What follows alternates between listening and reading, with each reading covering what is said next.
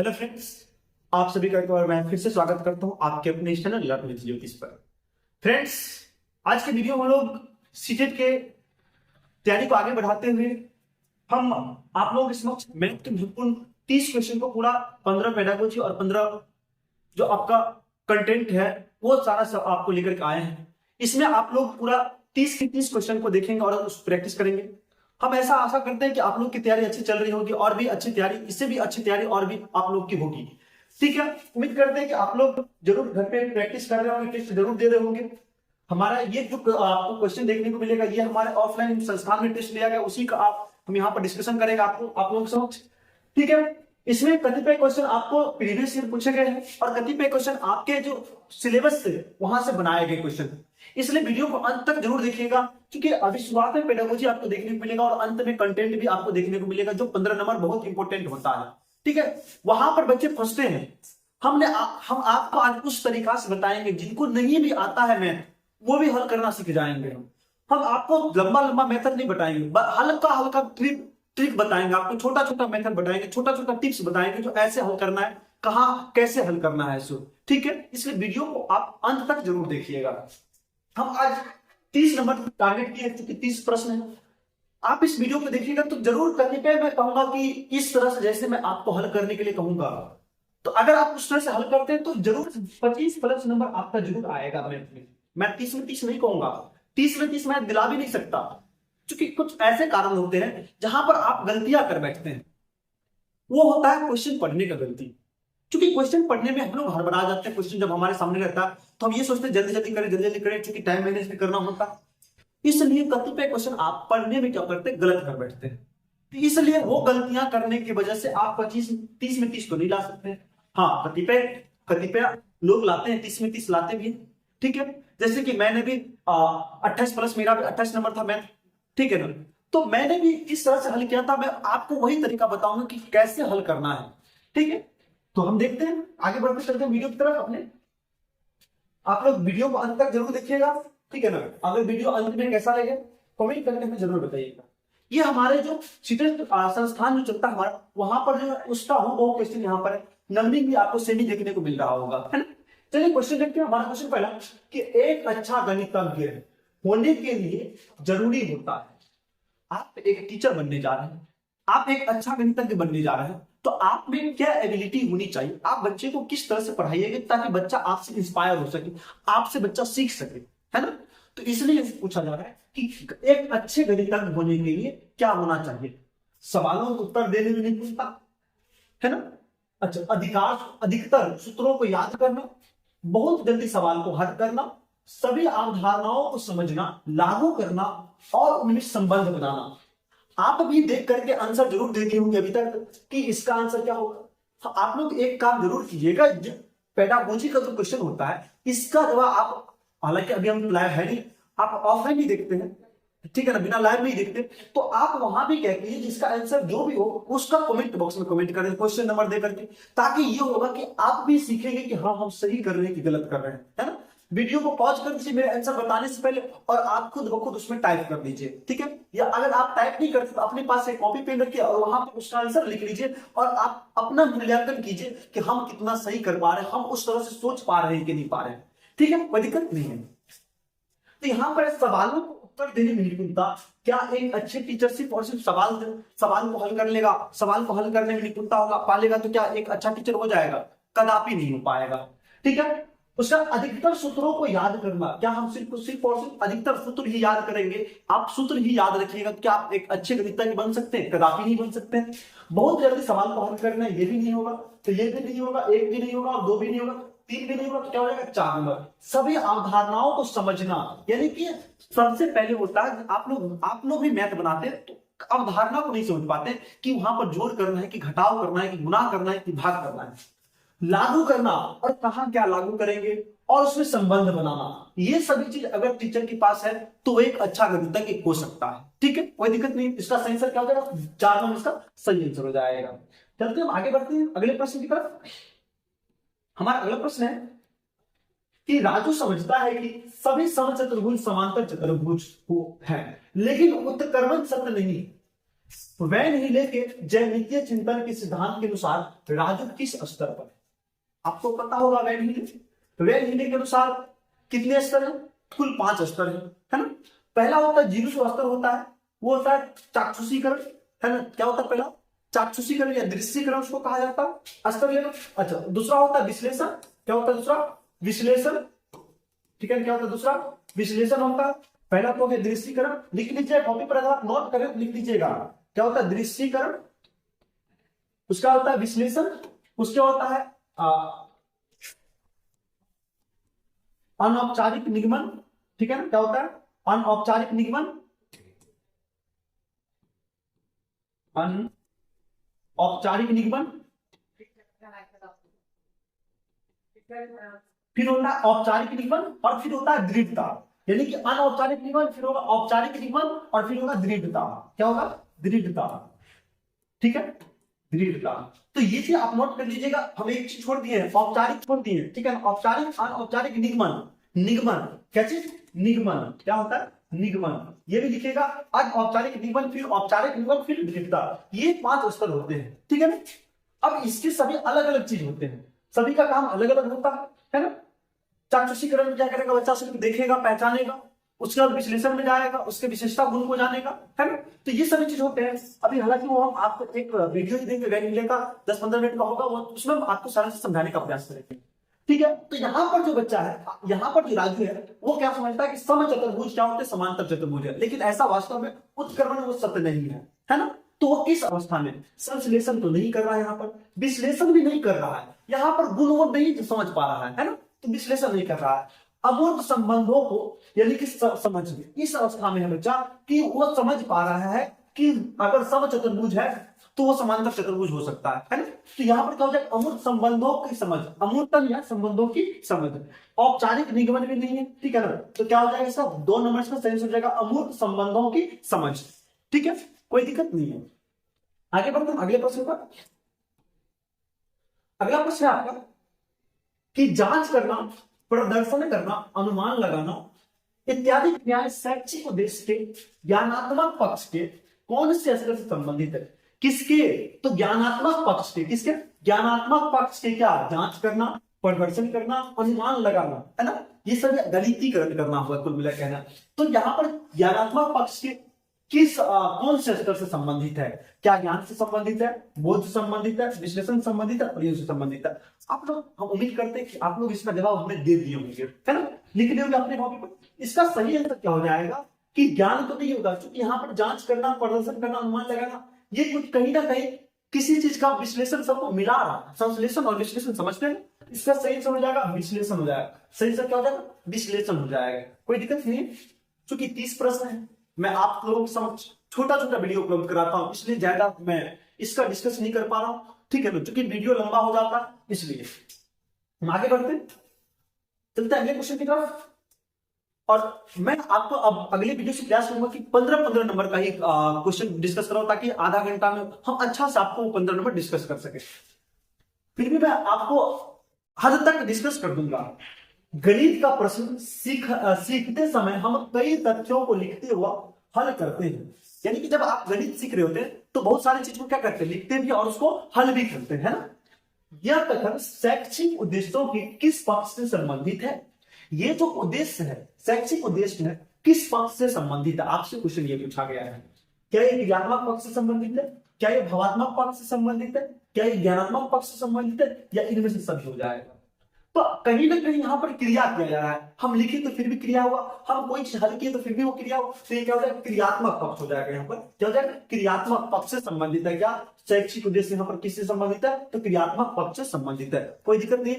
इसी को आपको भाषा भरा कर देगा, लैंग्वेज चेंज कर देगा। क्वेश्चन इसी टाइप का आता है एग्जाम में। ठीक है, चलिए आगे बढ़ते हैं अगले क्वेश्चन पर। अगला क्वेश्चन हमारा है कि निम्नलिखित में से कौन सा संस्कृति के विषय, कौन सा संस्कृति यानी कि कौन सा जो ऑप्शन दिया गया विशिष्ट ज्ञान का उदाहरण है जो कि प्रारंभिक स्तर के गणित अधिगम में बहुत छोटे, क्या ऑप्शन क्वेश्चन ध्यान से देखिए, फंसाना, बहुत छोटे बच्चे द्वारा प्रदर्शित किया जाता है। क्या अधिगमकर्ता द्वारा प्रयुक्त संख्या क्रियाएं, गणितीय पहेलियां आदि हल करना, दिक् स्थान समझना, ये सभी गणित के क्या आप कह सकते हैं कि गणित सीखने का एक साधन है। ठीक है, ये सभी संख्या क्रियाएं, गणित पहेलियां आदि हल करना, दिक् स्थान समझना, ये सभी गणित सीखने के एक पहलू है ना। तो यहां पर जो आपको कहा गया कि विशिष्ट ज्ञान का उदाहरण है, विशिष्ट ज्ञान का कौन सा उदाहरण है, कब, प्रारंभिक स्तर पर। कहां पर, प्रारंभिक स्तर पर। कैसे बच्चों के, तो छोटे बच्चों के लिए, है ना, बहुत छोटे बच्चों द्वारा। पर इसका जो हो जाएगा अधिगमकर्ता द्वारा प्रयुक्त संख्या शब्द, क्या हो जाएगा, अधिगमकर्ता द्वारा प्रयुक्त संख्या शब्द। यानी कि बहुत छोटा बच्चा अगर संख्या में बोल पा रहा है, शब्द जैसे लिखिए आप 87, तो ये अगर लिख पा रहा है बच्चा, तो किस विशिष्ट ज्ञान का उदाहरण है ना, इसका विशिष्ट ज्ञान का ये उदाहरण है, कोई दिक्कत नहीं है। उम्मीद करके समझ गए होंगे आप लोग इस चीज को। अगर इस टाइप का अगर इससे भी बड़ा लैंग्वेज बना करके दे दिया, छोटा लैंग्वेज बना करके दे दिया, तो आप इसको हल कर लीजिएगा। मुख्य रूप से इसमें देखिए कहां क्या कह रहा है, यहां पर कह रहा था विशिष्ट ज्ञान का उदाहरण क्या था। देखिए कुछ मिलाकर विशिष्ट ज्ञान का उदाहरण कौन है, कहां पर, तो प्रारंभिक स्तर पर। किसमें, तो गणित अधिगम में, है ना। कैसे बच्चे, तो बहुत छोटे बच्चे। कैसे बच्चे, तो बहुत छोटे बच्चे। ठीक, इसके उदाहरण है, तो यह हो जाएगा इसका अधिगम करता उदाहरण प्रयुक्त संख्या शब्द का उदाहरण, कोई दिक्कत नहीं है। चलते हैं आगे अगले क्वेश्चन पर। अगला क्वेश्चन हमारा है कि निम्न में से कौन संख्या पूर्व अवधारणा नहीं। अब संख्या पूर्व अवधारणा करने का मतलब संख्या सीखने से पहले बच्चे को क्या इसमें नहीं सिखाया जाएगा। मिलान सिखाया जाता है, बिल्कुल। क्रमबद्ध लगाना ये भी सिखाया जाता है, सन्निकटन ये भी सिखाया जाता है, लेकिन पदानुक्रमिक समावेशन ये नहीं सिखाया जाता है। पदानुक्रमिक समावेशन क्या हो गया, ये समझिए।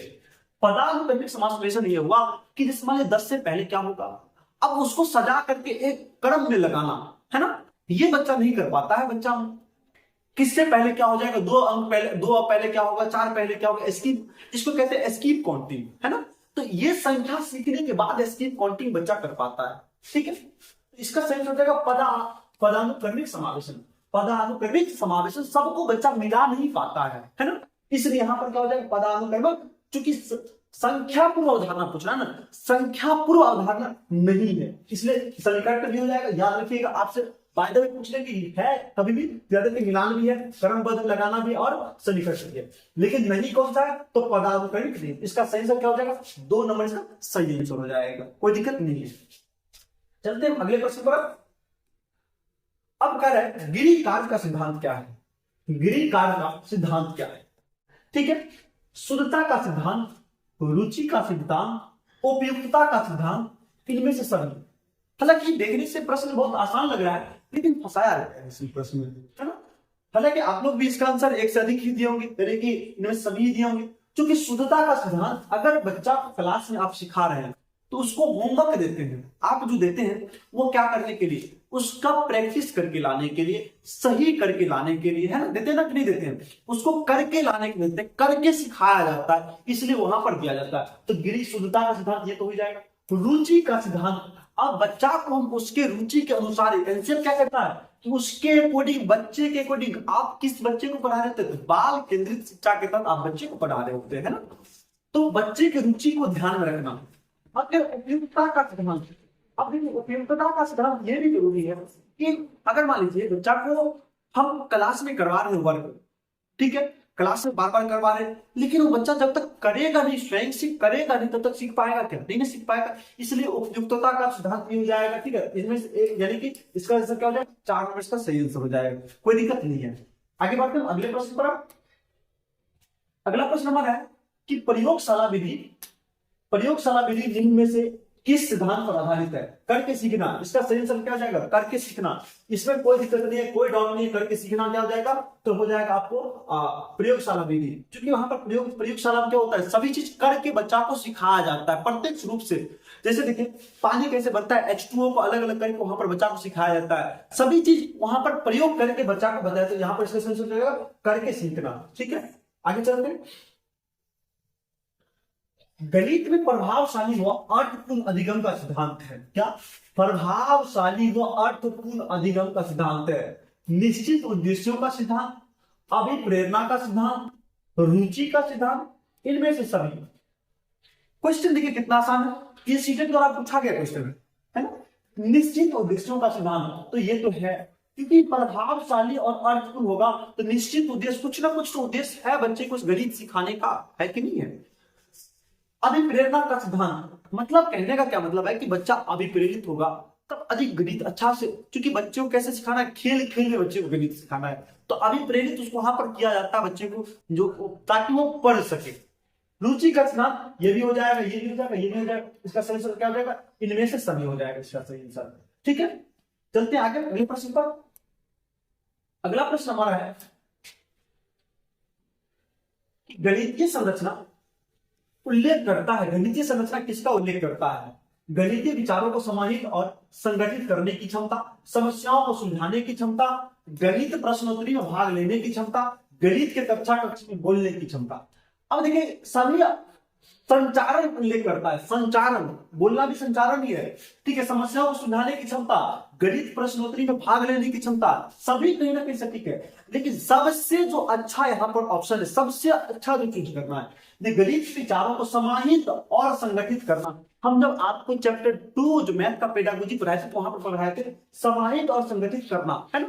ये बच्चे में क्षमता का विकास करना बहुत जरूरी है, समाहित, सबको मिलाना, सबको इकट्ठा करना। जैसे देखिए जोड़ घटाव गुना भाग, इस सबको कहाँ कैसे समाहित करना है, कहाँ पर उसका प्रयोग करना है, ऐसे सिखाया जाता है। तो इसका सही आंसर क्या हो जाएगा, 1 नंबर इसका सही आंसर हो जाएगा। ठीक है, उम्मीद करते हैं अच्छा से आप इस चीज को समझ गए होंगे। चलते हैं हम आगे अगले प्रश्न पर, देखते हैं। अगला है एनसीएफ 2005। एनसीएफ 2005 के अनुसार डैश को प्राथमिक स्तर पर गणित में सबसे कम महत्व देनी चाहिए। प्राथमिक स्तर पर किसके अनुसार, एनसीएफ 2005 के अनुसार सबसे महत्व तो सबको देना है, लेकिन सबसे कम महत्व किसको देना है, किसको इग्नोर कर सकते हैं आप, तार्किक विवेचन को क्या आप इग्नोर कर सकते हैं, नहीं। एनसीएफ कहता है कि बच्चे के मस्तिष्क में तार्किक सोच पैदा करना है, बच्चों का जो सोच होगा वह कैसा होना चाहिए, तार्किक सोच होना चाहिए। तो ये तो आपका सही ऑप्शन है। सटीकता, हम इसको कुछ देर के लिए स्थगित करते हैं। समस्या समाधान, बच्चा को समस्या समाधान करना तो अत्यंत जरूरी है, कुछ जैसे छोटा छोटा समाधान ही करना, लेकिन समाधान करवाना जरूरी है। दृश्यीकरण, ये भी जरूरी है गणित में। एनसीएफ कहता है बच्चा को दृष्टिकरण यानी कि समझाना, ये रोटी हुआ तो ये भी वृत्त कहलाता है, लेकिन यहाँ पर ये नहीं बताना है कि इसमें जीवा होती है, इसकी त्रिज्या होती है, इसका पैरामीटर होता है ना, इसका एरिया होता है, ये बच्चा अभी नहीं समझ पा रहा है। ठीक है, ये अभी बच्चा को समझाना भी, लेकिन दृष्टिकरण होगा। लेकिन सटीकता देखिए, बच्चा जब छोटा होता है तो अगर 1+1 अगर वो उसको देखते तो अगर 11 भी लिख करके लाता है तो उसको मारते नहीं, पीटते नहीं, डांटते नहीं, उसको समझाते बताते, है ना।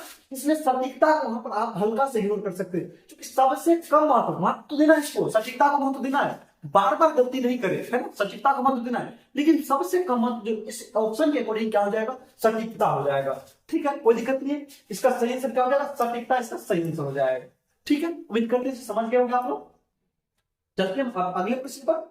हमारा अगला प्रश्न है, छात्रों के अधिगम का मूल्यांकन प्रमुख रूप से होना चाहिए। छात्रों के अधिगम का मूल्यांकन यानी कि छात्रों के अधिगम का जो मूल्यांकन होगा प्रमुख रूप से कैसा होना चाहिए, प्रत्येक पाठ के अंत में बिल्कुल नहीं, प्रत्येक माह के पश्चात बिल्कुल नहीं, सतत एवं व्यापक मूल्यांकन बिल्कुल सही, सीसीई, है ना, सतत व्यापक एवं मूल्यांकन, ये आपका सही आंसर हो जाएगा। व्यापक एवं वार्षिक, व्यापक होगा लेकिन वार्षिक नहीं होगा, सतत होगा। व्यापक होगा, व्यापक तो सही है, लेकिन क्या होगा यहाँ पर, सतत होगा, लगातार। बच्चा को क्लास में पढ़ाते पढ़ाते उसका मूल्यांकन करना, लगातार मूल्यांकन करते रहना है। ठीक है, इसका क्या होगा, सतत एवं व्यापक मूल्यांकन, सभी क्षेत्रों में उसका मूल्यांकन किया जाना है। आप लोग से प्रश्न है, यहाँ पर एक क्वेश्चन है कि बताइएगा कि सतत एवं व्यापक में इस सतत का मतलब क्या होता है। ठीक है, सतत का मतलब क्या होता है और इस व्यापक का मतलब क्या होता है। ठीक है, व्यापक का और सतत का मतलब क्या होता है, ये सीटेट द्वारा पूछा गया क्वेश्चन है, इसलिए आप इसका जवाब हमारे कमेंट बॉक्स में जरूर कमेंट कीजिएगा। ठीक है, चलते हैं आगे अगले प्रश्न पर। अगला प्रश्न हमारा है एनसीएफ। देखिए, एनसीएफ 2005 के लक्ष्य कथन के अनुसार विद्यालयी गणित उस स्थिति में नहीं होता जहां बच्चा क्या कर रहा है, एनसीएफ 2005 के लक्ष्य के कथन यानी कि उसका जो लक्ष्य क्या है, बच्चा का गणितीकरण, बच्चे के माइंड को गणितीकरण, बच्चा को सिर्फ और सिर्फ व्यवहारिक गणित नहीं देना, उसके मस्तिष्क में गणितीकरण देना, है ना, बच्चा व्यवहारिक गणित करने का मतलब क्या, उसको रोजमर्रा जो है उसमें सिर्फ जोड़ घटाव गुणा भाग कर लेना, वजन कर लेना, बस इतना कुछ नहीं। उसके मस्तिष्क में खोजपूर्ण रचनात्मकता पैदा करना है ना, एनसीएफ का लक्ष्य, एनसीएफ का ये लक्ष्य है।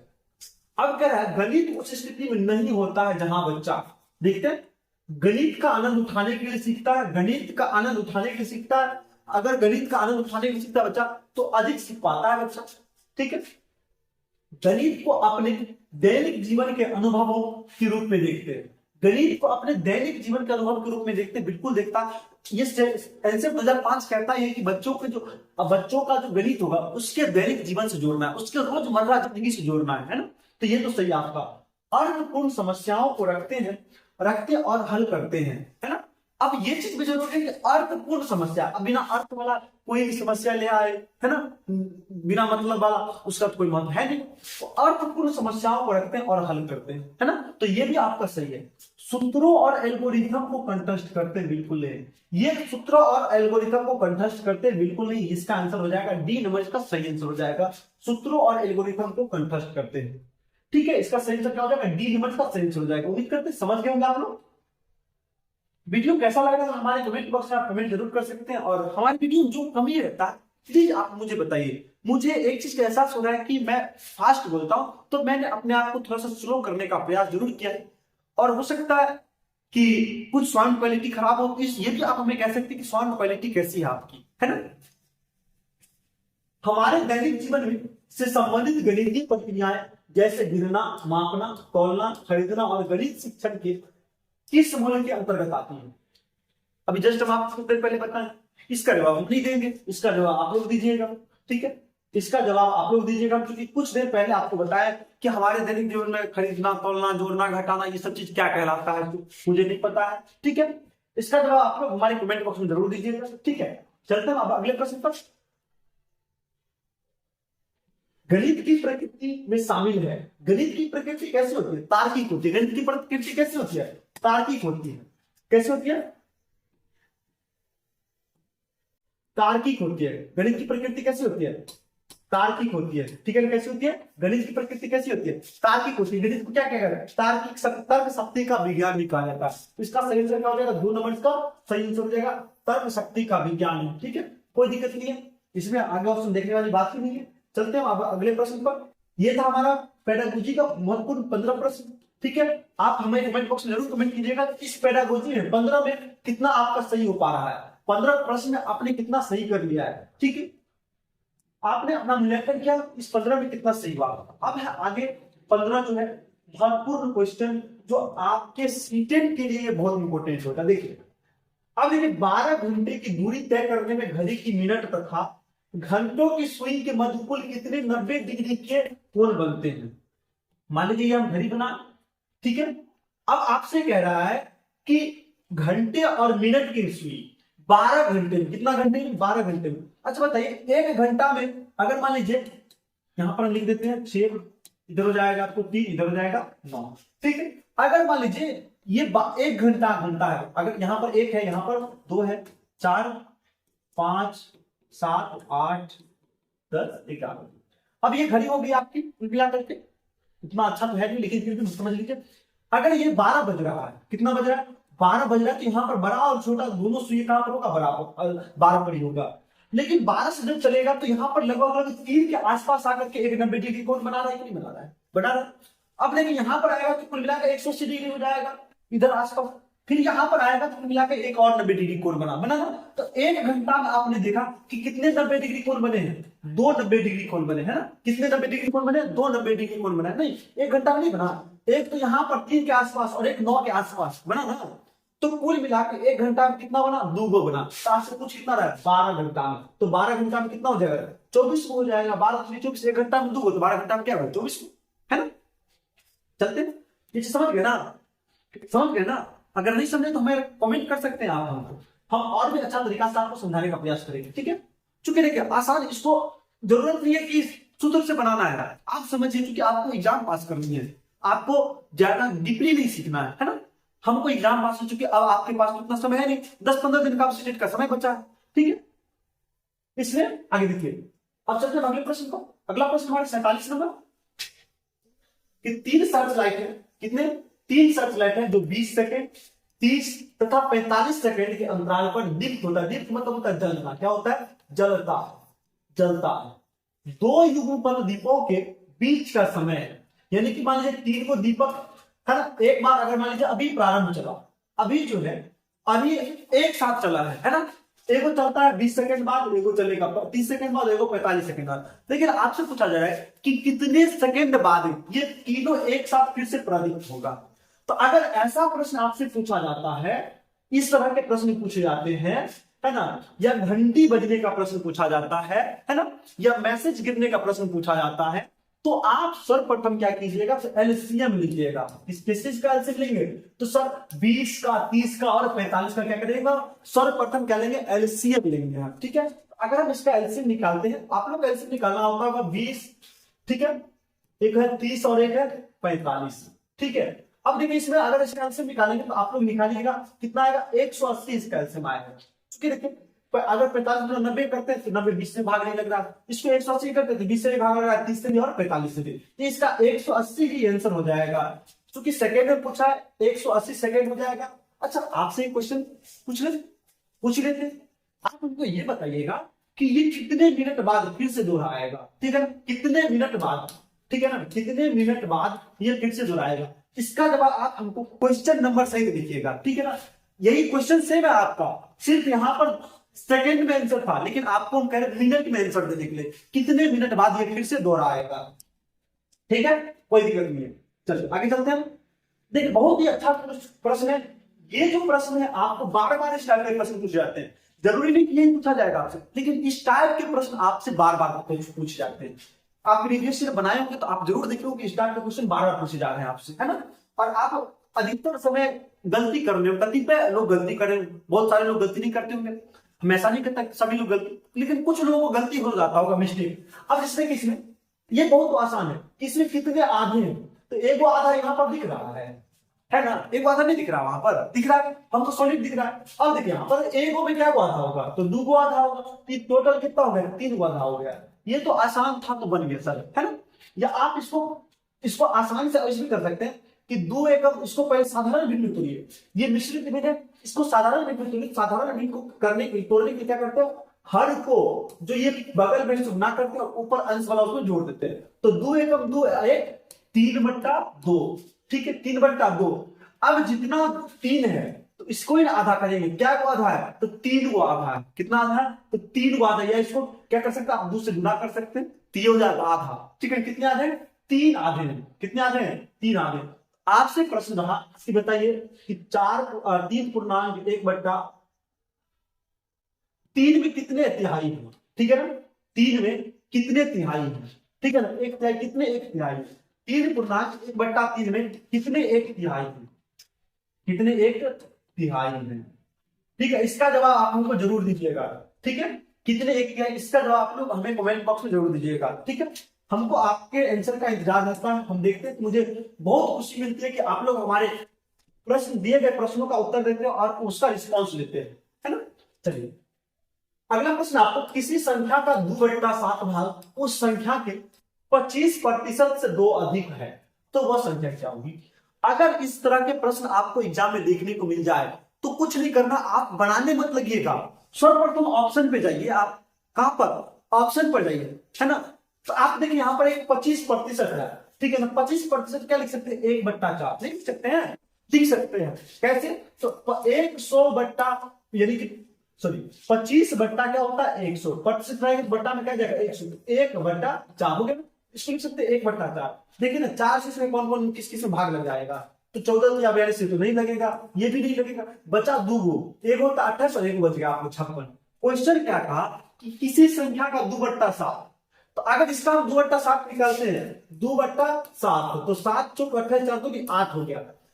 इसका 25% यानी कि इसका 1/4 7, ठीक है ना, +2 होना चाहिए, यहाँ पर 9 होना चाहिए, तब जाकर के होता। तो ये तो नहीं होगा, पहला ऑप्शन मेरा नहीं होगा।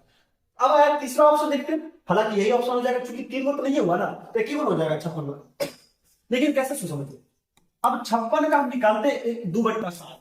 2/7 का मतलब क्या होता है? गुना होता है। तो 8 7 56 यानी कितना हो गया? 16 हो गया। ये तो आपका एक कंडीशन फुलफिल हो गया है। दूसरा कंडीशन था इसके 25% क्या है, दो अधिक है। तो 25% कहने का मतलब कितना, एक चौथाई। 25% कहने का मतलब कितना, एक चौथाई।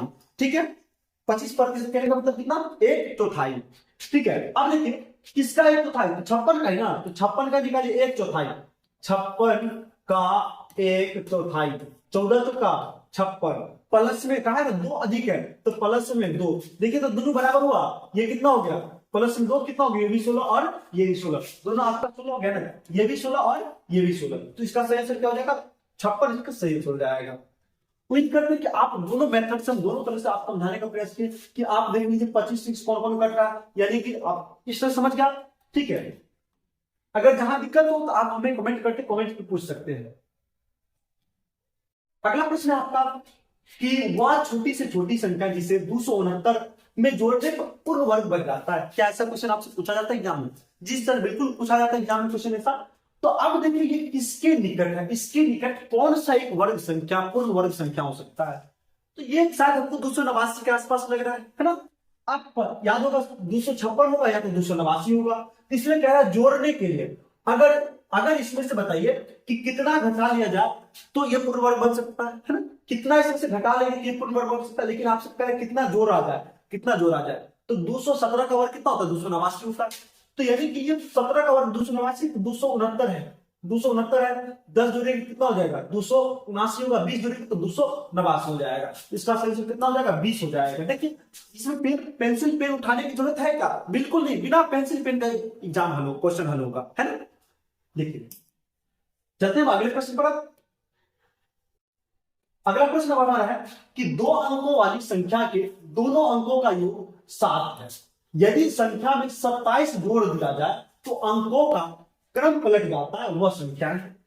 अब देखिए क्वेश्चन क्या है यहां पर, अगर इस तरह का क्वेश्चन आपको एग्जाम में मिलता है तो कुछ मत कीजिए, बनाने मत लगिएगा, ऑप्शन पे जाइए। ऑप्शन पे जाइए, देखिए सबका जोड़ आपको 7 आ रहा है, सर सबका जोड़ तो 7 आ रहा है, ठीक है कोई दिक्कत नहीं है। चलिए एक आपका कंडीशन फुलफिल है कि सबका जोड़ 7 है, तो सबका जोड़ 7 आ रहा है। दूसरा कंडीशन क्या है कि इसमें 27 जोड़ दिया जाता है तो ये क्या होता है, अंक पलट जाते हैं, यानी कि इकाई वाला दाएं पर चला जाएगा, दाएं वाला इकाई पर चला जाएगा। तो हम सब में 27 जोड़ करके देख लेते हैं। जोड़िए सब में 27, जोड़िए सब में 27, ठीक है, जोड़िए सब में 27, जोड़िए सब में 27। अब देखिए इसमें 27 जोड़ेंगे 7 2 9 हो जाएगा, इकाई स्थान पर कितना हुआ, 9 होगा। अब इसमें जोड़ेंगे 7 5 12, देख सकते हैं इसको 7 5 12, ठीक है ना, इकाई स्थान पर 2 आ जाएगा, 2 2 4 1 5, यानी कि देखिए यही पलट गया, यही पलट गया। 25 था ये 52 हो गया, यानी कि इकाई पलट गया। इसका सही आंसर क्या हो जाएगा, 2 नंबर का सही आंसर हो जाएगा। लेकिन इसको भी देखते हैं, 7 1 8 नहीं हो जाएगा, 7 6 13 नहीं हुआ। तो यानी कि कुल मिला के मतलब क्या, आप देखिए कितना आसान से इसको हल कर लिया है ना। इसको मेथड से मत बनाने लगिएगा, क्योंकि मेथड से बनाने का, क्योंकि आपके पास एक क्वेश्चन हल करने कितना मिनट है, 1 मिनट है, क्या जरूरत है हमको मेथड से बनाने की, जब इतना आसान से हमको ऑप्शन से बन जा रहा है। आप भी मेरे तरह एग्जाम में अगर इस तरह का क्वेश्चन आपको मिलता है तो बाय ऑप्शन बनाने का प्रयास कीजिएगा, मेथड से हल करने का प्रयास मत कीजिएगा, ठीक है। देखते हैं अगला प्रश्न नंबर, अगर 50 में एक पूर्ण संख्या जुड़ी जाती है और फिर वही संख्या घटा दी जाती है, प्राप्त दोनों संख्याओं का जोड़ क्या है, प्राप्त दोनों संख्याओं का जोड़ है क्या है। हमारे वीडियो को रोक लीजिए और इसका आप आंसर देखिए बना करके कितना आता है ना। फिर हम बताते हैं, कह रहा है कि 50 में जोड़िए, 50 में कुछ भी जोड़ दीजिए, हम एक्स वाई कुछ भी जोड़ दीजिए और वही संख्या, ठीक है ना, वही संख्या 50 में क्या होता है, घटाना भी है, तो घटा दीजिए। अब जो प्राप्त, इसमें जो प्राप्त होगा और इसका जो प्राप्त होगा, दोनों का आपसे क्या पूछा जा रहा है, योग पूछा जा रहा है। तो 50 plus x plus 50 minus x नहीं हो जाएगा। अब देखिए एक्स और एक्स कैंसिल हो गया, एक्स एक्स कट जाएगा, ये 50 प्लस में और ये 50 प्लस में, ये कैंसिल कैसे हुआ, ये माइनस में और ये प्लस में, तो कट जाएगा, ठीक है ना। तो 50 से 50 कितना होता है, 100 होता है, कितना होता है, 100 होता है, ठीक है। 50 50 कितना होगा, 100 होगा, ठीक है। आप लोग समझ गए जब तक इतना सारा चीज। चलिए आगे बढ़ते हैं। अगला प्रश्न अब आपका है, देखिए कि ये गिनती जो है ये आप लोग बना लिए होंगे, देख बना लिए होंगे तब। देखिए ये 3 पूर्णांक 5 बट्टा 6, जिनको अगर इसमें दिक्कतें होती हैं वो क्या करें, सर्वप्रथम ये मिश्रित भिन्न है, इसको साधारण भिन्न बदलिए। साधारण भिन्न कैसे बदलेंगे, कुछ देर पहले आपको बताया कि जो हर है उसको बगल वाला से गुना कर दीजिए और ऊपर का वाला जोड़ दीजिए। तो 6 18 5 कितना हो जाएगा 23/6 प्लस में 7 6 42 एक 43 कितना हो जाएगा 7 माइनस 3 दूनी 6 1 7/3 माइनस 2 1 2 3/2। ठीक है, अब देखिए इसको आप क्या करना है एलसीएम निकालेंगे। क्या निकालना है एलसीएम निकालें। एलसीएम कितना हो जाएगा 7 6 42 है ना, कितना हो जाएगा 7 6 42 चौदह 21 42 यानी सारा सारा मिल जाएगा, तो यह हो जाएगा 42। अब क्या करना है इसे भाग दीजिए, तो 7 से 23 को 7 से गुना कीजिए, तो 23 गुना 7 जोड़ फिर 7 6 43 गुना 6 प्लस। ठीक है, फिर देखिए इसको कीजिए। अब यानी कि घटाओ है ना, तो घटाओ का चिन्ह दीजिए। अब 14 या 42 तो 7 गुना 14 7 गुना 14। ठीक है, फिर घटाओ दीजिए 21 होगा, इसमें 2 से भाग करेंगे कितना होगा 21 होगा 3 गुना 21 3 गुना 21 है ना। अब देखिए इस सबको आप गुना कर लीजिएगा और जितना जोड़ लीजिएगा, जितना जोड़ करके आएगा 42 से भाग कर लीजिएगा, जो कट जाएगा नहीं कटेगा तो उतना से भाग कर लीजिएगा, आंसर आपका आ जाएगा। इसका जवाब आप हमको, चूंकि देखिए हम आपको मेथड बता दिए पूरा, ठीक है ना, क्योंकि अब हल करने लगे इसको थोड़ा सा समय लग सकता है, इसलिए आप लोग इसको हल करके आप हमारे कमेंट बॉक्स में इसका जवाब, क्योंकि अब कुछ नहीं, इसको गुना करना है, इसको गुना करना है, ये दोनों को जोड़ना है, दोनों को घटाना है। पहले देखिए यहाँ एक चीज और याद रखिएगा कि माइनस माइनस क्या होता है प्लस होता है, क्योंकि आप अगर मान लीजिए 10 रुपए कर्जा ले लेंगे, फिर से 10 रुपए कर्जा ले लेंगे, तो आपके पास कर्जा ही होगा तो माइनस माइनस जुटिएगा है ना, लेकिन जिन किस चीज का आएगा तो माइनस का ही आएगा। इतना चलिए सारा से बता दिया आपको, इसका जवाब आप हमको कमेंट बॉक्स में जरूर। ठीक है, ये बहुत अच्छा क्वेश्चन है। देखिए देखने से लगता होगा कि बहुत भारी क्वेश्चन है, लेकिन भारी क्वेश्चन बहुत आसान क्वेश्चन है। 2.33 गुना 2.33 जोड़ 0.33 गुना 0.33 घटे 0.66 गुना 2.33।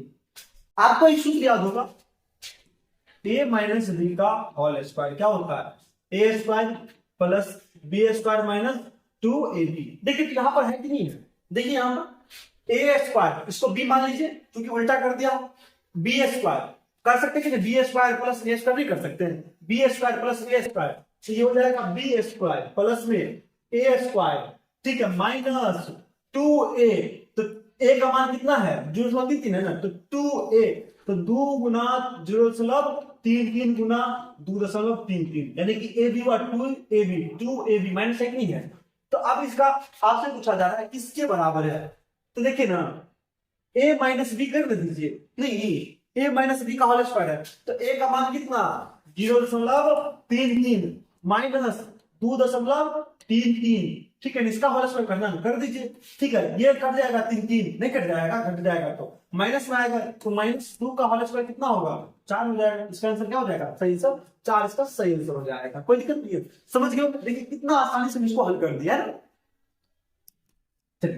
चलते हैं अब अगले प्रश्न पर। अगला प्रश्न देखते हैं क्या है। अगला प्रश्न है, ये भी बहुत इंपॉर्टेंट क्वेश्चन है। हम चूंकि देखिए टाइप हम आपको टाइप बताते सेम होगा, इसी टाइप का क्वेश्चन पूछा जाता है कई तारीख। इसके बाद आपके लिए प्रश्न भी हम आपको लिए यहाँ पर दिए हुए। एक बीकर में 3/7 भाग पानी, कितना भाग 3, हम मानते हैं कि एक बीकर, ठीक है, इसमें कितना भाग पानी है 3/7 भाग पानी, कितना भाग 3/7 भाग है इसमें पानी है। बीकर को ऊपर तक पानी से भरने के लिए 16 लीटर पानी की आवश्यकता है। कितने लीटर पानी की आवश्यकता है 16 लीटर पानी की आवश्यकता और है। कुल मिलाकर कहने का मतलब यह है कि इसमें 7 लीटर पानी आ सकता है। कितना 7 लीटर पानी आ सकता है। कितना लीटर पानी भरा हुआ है तो 3 लीटर पानी भरा हुआ है ना। कितने देखिए यहाँ पर टोटल इस कंटेनर का अगर मान ले नीचे वाला होता है वो कुल होता है, तो कुल माने कितना इस कंटेनर की आवश्यकता हो गया 7 लीटर, ठीक है। कितना लीटर भरा हुआ है तो 3 लीटर सा भरा हुआ है। कितनी और भरने की जरूरत है 4 लीटर, लेकिन सब क्वेश्चन में कह रहा है इस भरने के लिए 16 लीटर की आवश्यकता है। तो 4 बराबर कितना हो गया 16, 1 बराबर कितना हो जाएगा 4 हो जाएगा। तो आपसे पूछा इसकी कुल धारिता ना टोटल कितना है 7 है ना, तो 7 से गुणा कर दे 7 चौक 28 लीटर। कितना लीटर हो जाएगा 28 लीटर। देखिए ऑप्शन में कहा है 28 लीटर, इसका सही आंसर हो जाएगा। ठीक है, हम मेथड से बनाए क्या, नहीं मेथड से नहीं बनाना है, बिल्कुल नहीं। देखिए कुछ दिखे ज्यादा नहीं ना, इसी तरह से आपको बना लेनी है। ठीक है, कोई दिक्कत नहीं, आप समझ गए होंगे इस चीज को। अगर नहीं समझे फिर से हम समझाने का प्रयास करते हैं कि देखिए 3/7 था, हम मान लेते हैं कि इसमें कितना लीटर पानी आ जाएगा, 7 लीटर। अगर इस टाइप का क्वेश्चन बट्टा वाला मिले तो उसको कुल मानिए, नीचा में जो बट्टा है उसको कुल मानिए। इसमें कितना लीटर पानी, 7 लीटर पानी। ऊपर वाला जो है वो भरा हुआ है, कितना लीटर भरा हुआ है, 3 लीटर भरा हुआ है। कितना खाली रहेगा, 4 लीटर की आवश्यकता, यानी कि 4 की आवश्यकता होगी, और होगा कि नहीं होगा। ठीक है, तो अब जो ये क्वेश्चन कहलाते हैं वो 4 बराबर 16 है, लेकिन यहाँ पर तो वहां पर 16, यहाँ पर 4 दिखा रहा है, तो एक बराबर निकालिए। एक बराबर कितना आ जाएगा, 4 निकल जाएगा। क्योंकि टोटल कंटेनर की आवश्यकता कितनी, 7, तो क्षमता 7 है, तो 7 से गुना करें, 7 28 लीटर उसकी क्षमता हो जाएगी, कोई दिक्कत नहीं है। चलते हैं अब अगला क्वेश्चन पर चलते हैं। ये प्रश्न आपके लिए है। देखिए हम ये नहीं बताएंगे एक कंटेनर में 3/4 भाग पानी है, ठीक है। यदि 6 लीटर पानी निकाला जाए तो कंटेनर 1/2 भाग भरा रह जाएगा, तो कुल क्षमता क्या है। ठीक है, इसका जवाब आप लोग हमको बना करके कमेंट बॉक्स में कमेंट कर सकते हैं। ठीक है, चलिए अब अगला प्रश्न आपका है। अगला प्रश्न आपका है कि 1/16 केजी चीनी से 3.1/4 केजी चीनी के कितने पैकेट बनाए जा सकते हैं। इसको पहले साधारण में बदल दीजिए।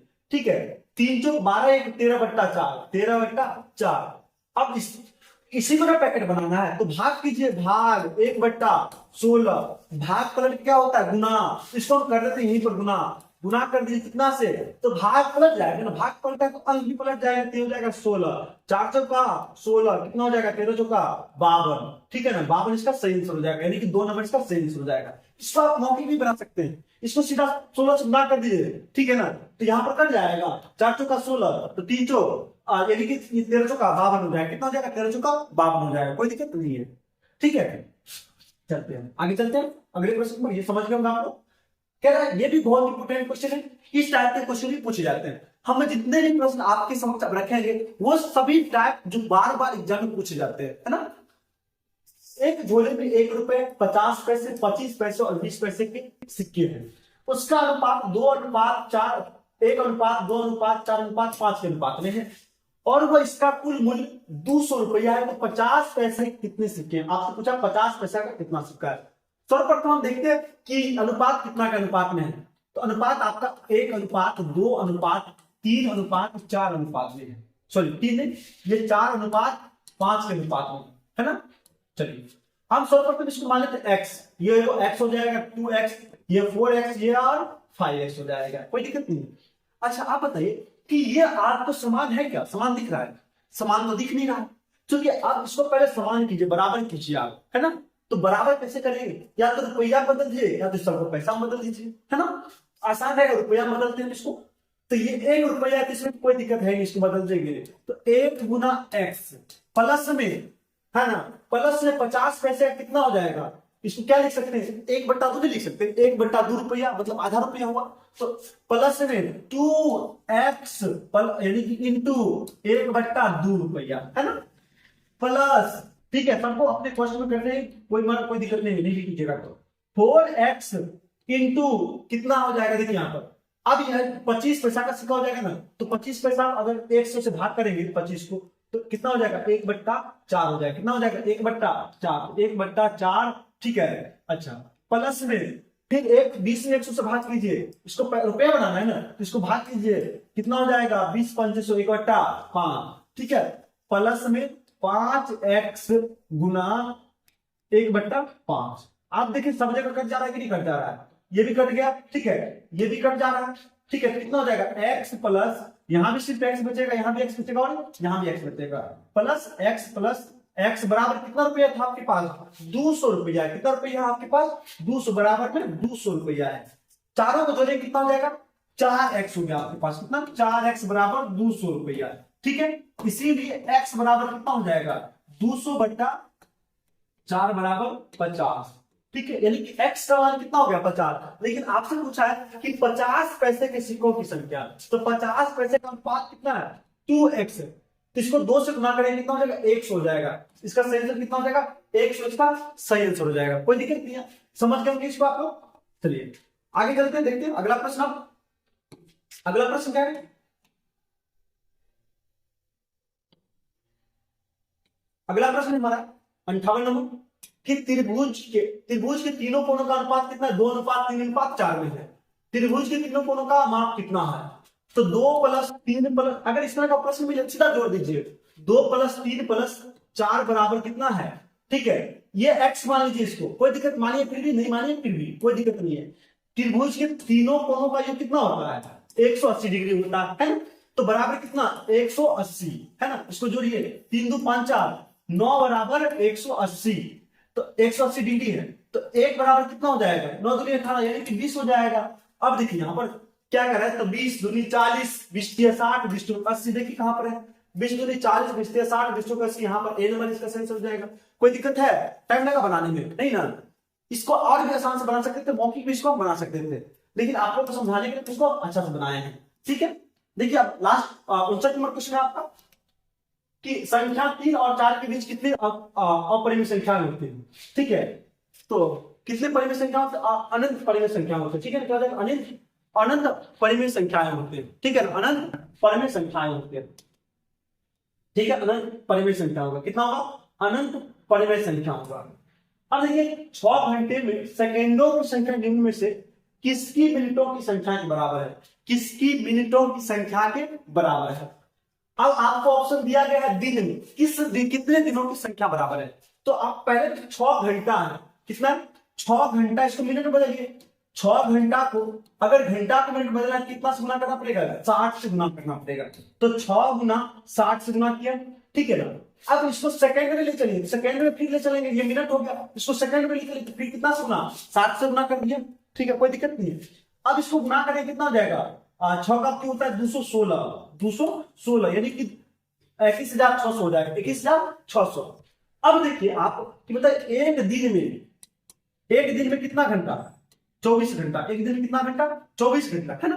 तो अब एक यानी कि एक दिन में मिनटों की संख्या कितना होगा? इसको 60 से गुना करेंगे, 24 गुना 60, 24 गुना 60। अब इसमें भाग कर दीजिए, जितना आएगा ना इसमें भाग कर दीजिए, 24 गुना 60 से ये 0 0 कट जाएगा, ठीक है ना। कितना हो जाएगा? 6 का 18, फिर हो जाएगा 3, कितना हो जाएगा फिर आपको? 36, यानी कि आपको हो जाएगा 360। तो 24 काटिए इसको, 12 दूनी 24, 12 तिया 36, ठीक है, 15 हो जाएगा। कितना हो जाएगा? 15। कुल मिला कितना हो जाएगा? 15। इसका सही हो जाएगा 15, इसका सही हो जाएगा। ठीक है, ये थे हमारे आज के महत्वपूर्ण 30 प्रश्न थे। उम्मीद करते हैं कि आप लोग पूर्णतः इसको समझ गए होंगे। ये वीडियो आप लोग को पसंद भी आया होगा, अंत तक वीडियो आप देखे भी होंगे। वीडियो कैसा लगा आप हमको कमेंट बॉक्स में कमेंट करके जरूर बता सकते हैं, और अगला वीडियो आपको किस टॉपिक पे चाहिए ये भी आप हमको कमेंट कर सकते हैं। हम किस तरह से आपको हेल्प कर सके, जहां तक मेरा संभव हो हम आपको हेल्प करने का पूर्णतः प्रयास करेंगे। इसलिए मेरे चैनल को सब्सक्राइब जरूर कर लीजिए और अपने दोस्तों के साथ इसको शेयर भी जरूर कीजिए और लाइक कर दीजिएगा। ठीक है, फिर मिलते हैं नेक्स्ट वीडियो में, तब तक के लिए धन्यवाद।